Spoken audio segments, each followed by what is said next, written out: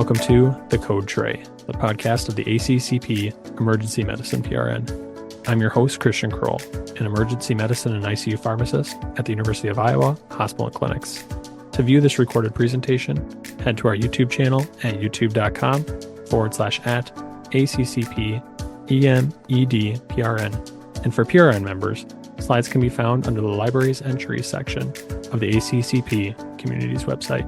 Now we have Brandy Hernandez, who is a PGY2 EM resident at Mayo Clinic in Rochester. She will be presenting a journal club on Droperidol for abdominal pain in the emergency department for morphine equivalent reduction, the DREAMER study. Thank you.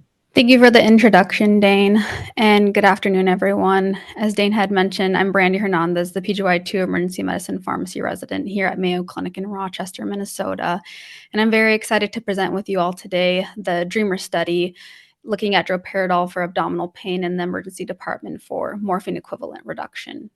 Getting into the background of the study and essentially why it is important, it's important in that abdominal pain has a high prevalence in the ED, leading to one of the most common ED chief complaints in the U.S., compromising around 7 to 9% of annual visits from the years of 2009 to 2018.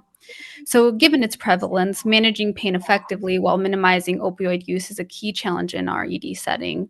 And we know that opioid utilization comes with risks, essentially that they may lead to prolonged use, dependence, and even higher rates of nausea and vomiting, in which we're trying to avoid specific to this disease state.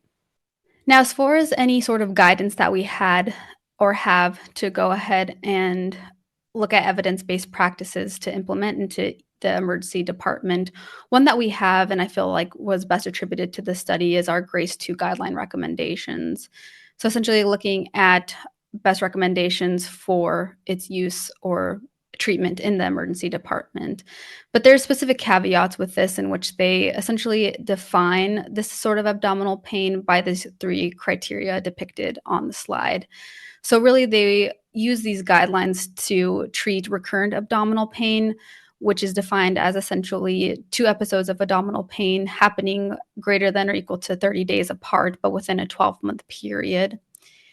They also look at undifferentiated abdominal pain, so essentially looking at there being no clear etiology identified following previous workup, including a CT abdomen and pelvis as well as labs. And then they also deem these more so as low risk, so essentially having the absence of hemodynamic instability, irritable bowel syndrome, previous bowel obstruction, active cancer, and solid organ transplantation. So if we have a patient essentially meeting all of these criteria, we are then essentially wanting to look at pain control from a multimodal approach that is opioid minimizing as well. Now, as far as previous literature, there's one study in 2021 called the SHAPE trial that essentially looked at haloperidol with abdominal pain and looked at essentially what are the outcomes related to that. So essentially, the diagnosis that they most commonly looked at were cyclic vomiting syndrome, colitis, diverticulitis, gastroparesis, pancreatitis, GERD, and unspecified abdominal pain, to name a few. And as previously mentioned as well, the first-generation antipsychotic that they specifically looked at was haloperidol. And their summary and recommendations going forward from the study, or the conclusion is that when haloperidol is combined with ketorolac, we saw a reduction in opioid use and rescue therapy compared to just opioids alone. Which now takes us to the DREAMER study, which is very exciting, in which in the SHAPE trial, we did see that reduction in opioid use. So now we essentially want to understand, is this more so of a class effect, and see if it has that reduction as well whenever we use another agent within the same class. Now, it's important to know that although within the same class, there are several different criteria or factors that we want to consider that make them essentially different or essentially the same as well. Haloperidol and droperidol, we know that they essentially have a multifactorial mechanism which makes them attractive or wanting to be used in the specific disease state of abdominal pain, given that they are dopamine antagonists, alpha antagonists, and do have serotonin and histamine blockade, which then owe its anxiolytic properties, antiemetic properties, as well as decreased perception of pain, which then we could see, and of course then it makes sense that it would essentially relate to a potential opioid use reduction. And then as far as practice in the emergency department setting specifically, there is differences within its onset and shorter and half-life, in which droperidol has a faster onset and shorter half-life. So essentially, whenever we want to have abdominal pain be treated fast, droperidol may be something based on its pharmacokinetics, in which we want to utilize it over haloperidol. And then a shorter half-life, essentially, that was more attractive in comparison to haloperidol, as we do not want the sedative effects to last very much longer or put them at risk of their adverse effects for much longer as well. So overall, the study aim, given the background that was previously described, is to really evaluate whether the use of droperidol specifically for undifferentiated abdominal pain in the ED reduces the amount of morphine milligram equivalents administered within each patient encounter. Now, as far as study design, I found it quite unique in that the DREAMER study essentially was performed from the year and month of January 2022 to February 2024. And overall, it was the same patient, so as depicted by patient A, but 2 different encounters within the duration of 18 months. And essentially, each patient had a self-matched encounter, in which one encounter they received only droperidol and an opioid, which is called the droperidol encounter, and then the non-droperidol encounter, which is where they received no droperidol but did receive an opioid. And that was the schema of the study and study design. And then further going into it, in its analysis, it was retrospective in nature, an observational single-center study. And as I depicted before, it had that self-matched patient encounter, which they had a total of 50 patients, each one having an encounter where they received only droperidol, and another encounter in which they received droperidol and an opioid. As far as pertinent or all of the inclusion criteria within the study is essentially they looked at the adult population years of 18 to 88. They had to have abdominal pain listed in their review of systems. And then as far as diagnosis, it was primarily undifferentiated abdominal pain, but could include those that were related to cannabinoid hyperemesis syndrome, cyclic vomiting, acid reflux disease, and peptic ulcer disease. And then exclusion criteria were those that essentially underwent surgery within 24 hours of their hospital admission, received haloperidol, or received droperidol for agitation or sedation. So essentially any other indication other than pain or antiemetic use. When looking at outcomes, their primary outcome was then looking at the difference in MME administered between the 2 groups. And then secondary outcomes were to include the need for rescue analgesic administration or need for rescue antiemetic administration. They also looked at things such as rate of hospital admission, the hospital length of stay, and then any adverse effects that may be attributed to droperidol, such as arrhythmias, extrapyramidal symptoms, as well as allergic reaction.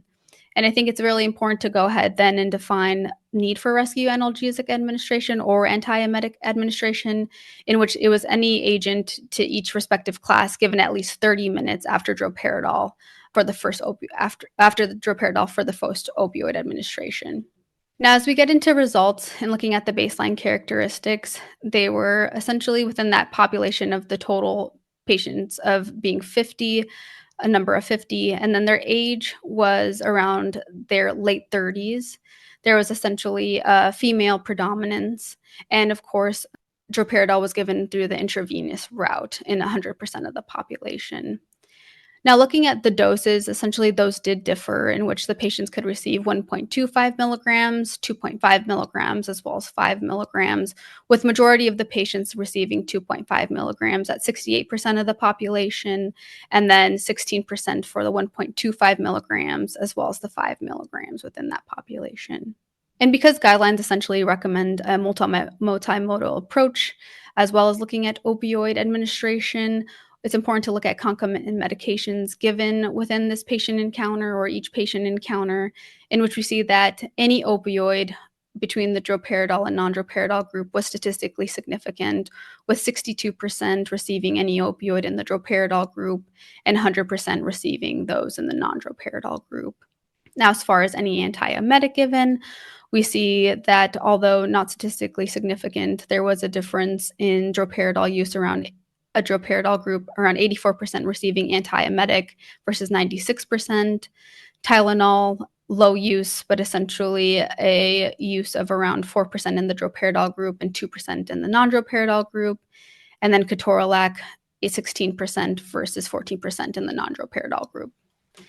And as far as results in the DREAMER study, essentially for that primary outcome, they did see an overall decrease in the total MME administration or being administered, in which the droperidol group received around 10 less versus the non-droperidol group at 19.4, which did reach statistical significance for a p-value of less than 0.05. Now, as far as secondary outcomes, there was none that reached statistical significance, but there was essentially a numerical benefit within the droperidol group as it relates to rescue analgesic and rescue antiemetic, in which we see that 34% in the droperidol group received that analgesic compared to 50%, and then antiemetic 24% versus the 36% in the droperidol group. There was essentially no difference or similar outcomes as it relates to hospital admission between each group, 28 versus 24%, and then hospital length of stay as well, which was 2 to 4.75 versus 1.75 to 3 for an interquartile range, or 3 versus 2.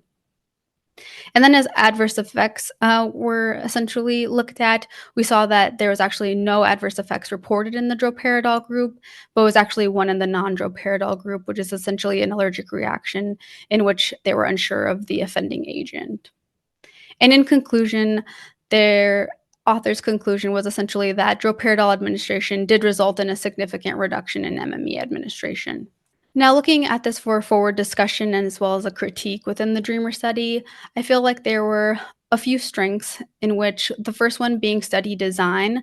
I think it was very unique in one of the very first studies in which they had a self-patient match encounter, which I feel could mitigate bias as well as differences in perception of pain between different patients.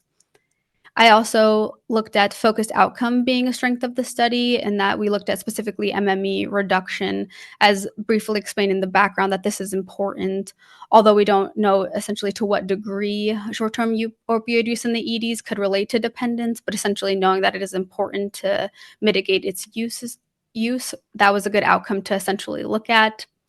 And then as far as generalizability, I think looking at undifferentiated abdominal pain in the ED and knowing that the workup essentially will not reveal an exact cause, or more times than not, essentially a lot of patients do just leave the ED with a diagnosis of undifferentiated abdominal pain. I feel we got a really good patient population from that standpoint. And then as far as secondary outcomes, I thought of those as important as well, just because we know that a multimodal approach is important. So essentially looking at antiemetic use, other analgesic use is important to also consider when treating these patients for abdominal pain. Then as far as limitations go, I feel like one of the first key points to touch on is essentially pain scores. And I overall think it is important that we saw that reduction with total MME administration within the sole droperidol group. But I was curious to know, or I think it's important to understand, if essentially total MME reduction would equate to a difference in pain scores and to what degree. Then secondarily, there is, I believe, to be a limited external validity, not from a patient population standpoint, but possibly a prescribing practice standpoint, in which different emergency departments can use a multimodal approach fairly differently. As in the study, we saw low use of agents such as Tylenol and ketorolac, where it may differ in your own practice, where you may see more use of. And then dose variability was also a limitation in which I thought about, in which it would be important to essentially look at or know if there is a dose-dependent effect as it relates to MME reduction with droperidol, as we can see that most of the patients got 2.5 milligrams, but would be curious if there would be a dose-dependent effect based if we give higher versus lower doses. And then lastly, although it was a strength in the study design in which we used that self-matched patient encounter, I think there could be a limitation in that these patients could be variable as it relates to time between encounters, from a standpoint of them essentially having different comorbid conditions or different diagnoses between the two encounters, which may relate to essentially what their benefit was between each encounter seen. Now, as far as my own conclusion, or the biggest takeaway that I have from this study, is understanding that droperidol may be an effective opioid-sparing option for abdominal pain in the emergency department, and essentially could potentially reduce opioid-related risk while maintaining, of course, effective symptom control. And that is all I had. I will open it up to any questions from the group. If you have enjoyed this presentation content and would like to hear more, subscribe via your favorite podcasting app. Additionally, make sure to check out our YouTube page for all recorded presentations. Thank you for listening to this week's ACCP Emergency Medicine Journal Club presentation. Join us weekly for review and discussion of new journal articles in emergency medicine. This podcast provides general information only and does not offer individualized medical or professional healthcare services, including pharmaceutical advice. The contents and materials in the podcast are not intended to be a substitute for inpatient pharmaceutical advice, diagnosis, or treatment. And the use of the contents and materials in the podcast does not constitute a pharmacist-patient relationship. As a result, the information in and materials linked to this podcast are applied at the user or patient's own risk. Users or patients should consult their physician or personal healthcare professional. The user or patient should not ignore or delay seeking care because of something they heard on this podcast. In case of an emergency, the user or patient should contact their physician, call 911, or go to the nearest medical emergency facility. The views and statements expressed on this podcast are those of the host and guest and should not be interpreted to reflect the official position or policy of ACCP or the Emergency Medicine PRN.